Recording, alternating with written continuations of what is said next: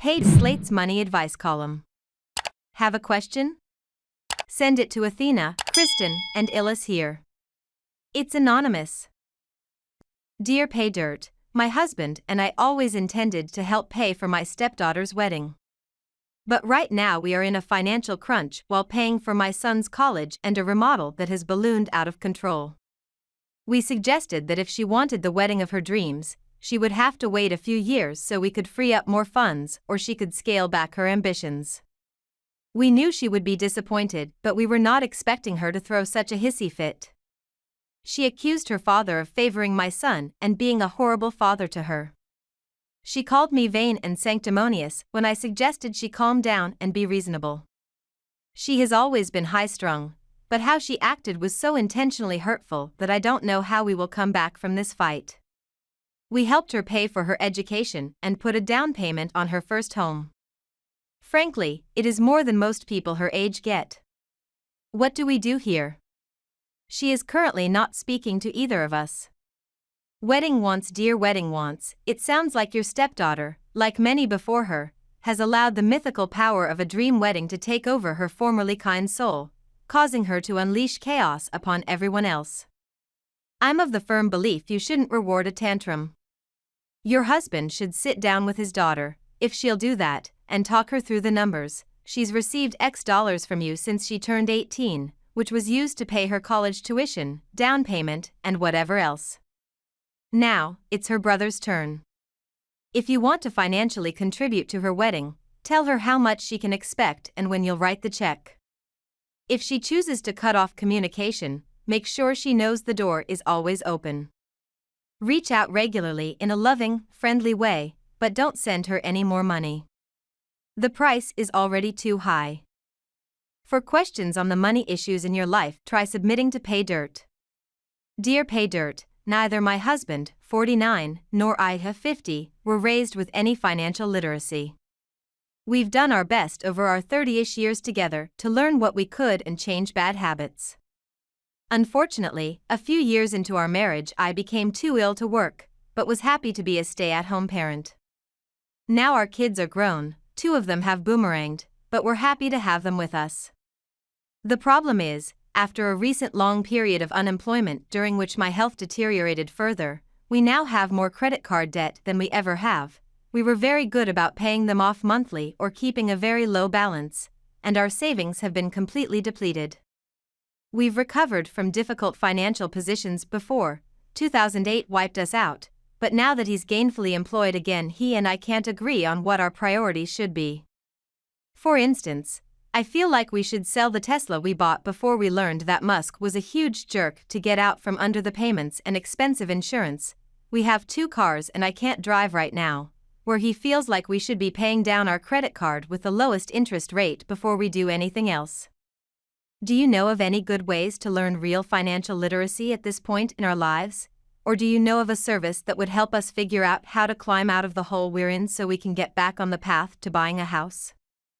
I think a big part of our problem is that we are feeling as opposed to knowing, or even taking an educated guess at, which direction is best. Old dog wants new tricks, dear old dog wants new tricks. From where I sit, you've combined a lack of financial knowledge with some bad luck and hard times. That's unfortunate. Don't lose sight of one of your wins, though. 2 of your kids like you enough to have moved home. Nice. Here's the best advice I can give to someone in a deep hole: stop digging. Start climbing. Financial literacy boils down to one thing: spend less than your take-home pay. To do that, you have to understand the needs and wants of your life. You need transportation to work. You want a Tesla. There's a world of difference between the cost of those 2 things. Whether you're an Elon fan or not, owning a Tesla when you're living paycheck to paycheck isn't a smart move for your family. Keeping it now, when you're not even driving, is doubling down on a bad deal. So, let it go. And the anxiety around paying for that car should start to dissipate. How else can you make room in your budget? Can you shop around for a new cell phone plan? Reduce or eliminate your cable bill? Stop eating out, or do it only once in a great while? Can your boomerang kids contribute to household expenses? Is there something you could do from home to earn extra cash? Side hustle might be a good place to look for a gig or two. As for your credit card debt, there are two methods for paying it down quickly: avalanche and snowball. The avalanche method means you start throwing every dollar you have, after making your minimum monthly payments, at the debt carrying the highest interest rate. Once that's paid off, you move to the debt with the second highest interest rate. The snowball method means you pay off the smallest debt first, no matter what the interest rate is. Once that's paid off, roll those funds into the next smallest debt, and so on. It sounds like your husband is a fan of the snowball method. That's fine, but to make it work, you need to throw extra dollars at the debt to get it paid off so you can roll those payments toward the next, bigger debt. If you want some help building a budget and making decisions around paying down debt, reach out to the National Foundation for Credit Counseling. Call them toll-free at 800-388-2227. These credit counselors provide free financial counseling sessions and can direct you to free local home buying classes and resources. Search here for down payment assistance options for first-time buyers. Good luck, and I hope your health improves. Want more pay dirt every week? Sign up for Slate Plus now. Dear Pay Dirt, together, my partner and I make about $200,000 per year. We have about $120,000 saved for a down payment. And, yet, we can't afford a house in our area. The least expensive and crappiest fixer, 2-bedroom/2-bath house is $900,000, which is about $190,000 for a 20% down payment and $6,000 per month for mortgage and insurance, from what I've gathered via online mortgage calculators. We can't afford that. We can't move either, mainly due to my kid. I don't want to pull her away from everything/everyone they know, and there are shared custody issues. Our rent is $4,000 per month, which is average in our area, and we're able to afford that and live fairly comfortably. I know it sounds like we're in Beverly Hills, San Francisco, or NYC, but we're not. We're in a very modest suburb outside of Los Angeles. Running the numbers, it looks like $650,000 is the very most we can afford to pay for a house. Am I missing something? Do we just give up on owning a home? Housing woes, dear housing woes. Owning a home is one of the ways Americans can build generational wealth. Count me as a fan, and a homeowner for the past 35 years. But there are other things that can be as or even more important than homeownership: living close to work, family, friends, cultural preferences, or your house of worship. California is a very expensive place to live, especially around Los Angeles. 4 years ago, when interest rates were around 3%, you'd have been able to afford to spend nearly $1 million on a house with your income and down payment. With the 30-year interest rate at just over 7%, as I write this, your buying power has fallen dramatically as home prices have skyrocketed.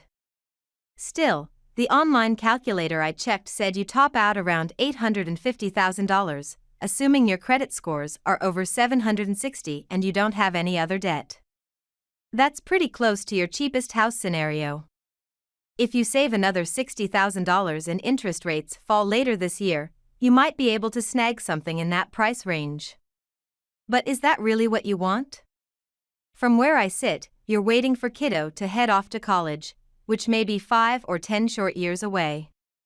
In the meantime, you're making the best of your lifestyle situation. You're living comfortably and affordably, given your income. You're choosing to keep your child in their community, close to friends and their other parent. And you're saving money in one of the most expensive areas of the country. Bravo!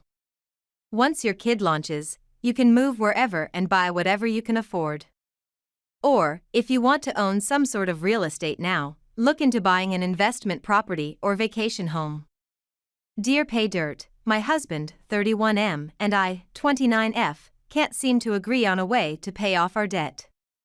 Between buying a house in 2020, renovating the entire house in 2021, and getting married in 2023, we have about $20,000 in debt, which sits on our line of credit. This doesn't include our mortgage, of course.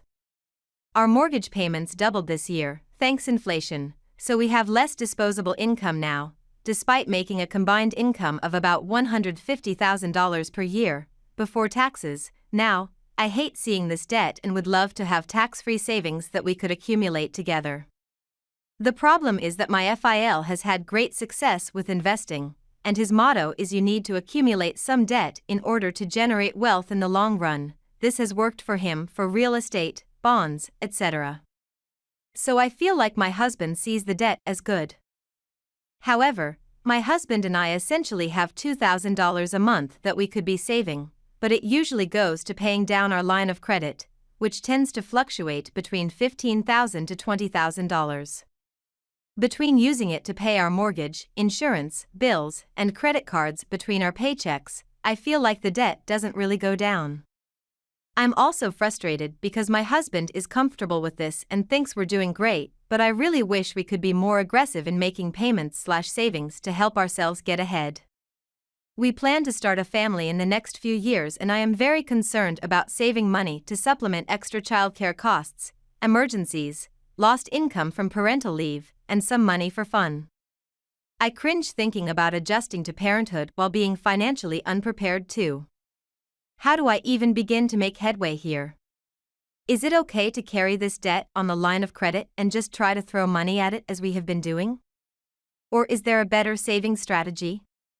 Feeling overwhelmed and underpaid. Dear feeling overwhelmed and underpaid, according to Bankrate, the average rate in May 2024 for a home equity line of credit, HELOC, is around 9%. That's a pretty hefty premium to pay, especially if you earn enough income to pay it down, which it sounds like you do.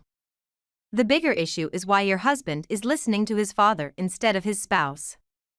No matter how much money his father made investing in real estate, times are different today. And there are different kinds of debt. Carrying a $200,000 mortgage on an income-producing piece of investment property is a whole lot different than carrying a $20,000 HELOC because you choose to spend more than you make each month. The $20,000 you're carrying is wasting more than $2,000 in interest each year, which could be more productively invested in a Roth IRA after your debt is paid off.